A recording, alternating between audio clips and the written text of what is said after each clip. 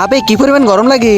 কি তোমাদের গরম লাগে? আবে হ্যাঁ, আবে ঠান্ডার সিজনে তোমাদের থেকে গরম লাগে? তোমরা কি পাগল হয়ে গিয়েছো? আবে আমরা পাগল নই, ওইদিকে দেখ। এত বেশি ঠান্ডার ভিতরে এরা কিভাবে আইসক্রিম খায়? এটা হতে পারে না। হতে পারে। আবে বিজ্ঞানী আপনি আসছে, ভালো হয়েছে। দেখেন না, এরা সব পাগল হয়ে গিয়েছে। এদের এই ঠান্ডার ভিতরেও গরম লাগে। এদের সবাইকে ঠিক করে দেয়। আমি ওদের ঠিক করতে পারবো না, কিন্তু তোকে এদের মতো পাগল বানাতে পারবো। আবে আমি পাগল টাগল হবো না। আবে আমি তোকে পাগল বানাবো না, দাঁড়া।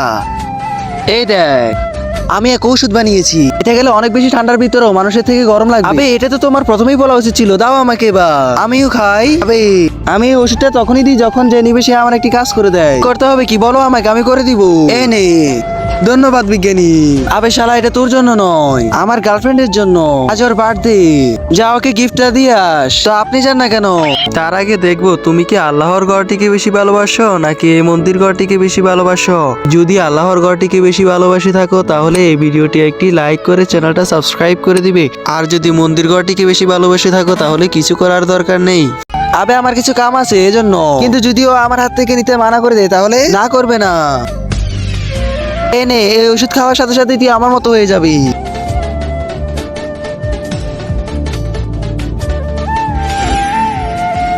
আবে বিজ্ঞানী আমি তো পুরো আপনার মতো হয়ে গিয়েছি। হ্যাঁ এবার যা ওকে গিফট দিয়ে আস। হ্যাঁ কিন্তু ও থাকে কোথায়? আমি লোকেশন দিচ্ছি।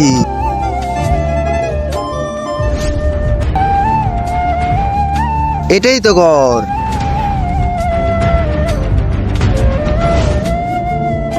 সময় তো অনেক হয়ে গিয়েছে, ও এখনো কি করছে? কল দেই।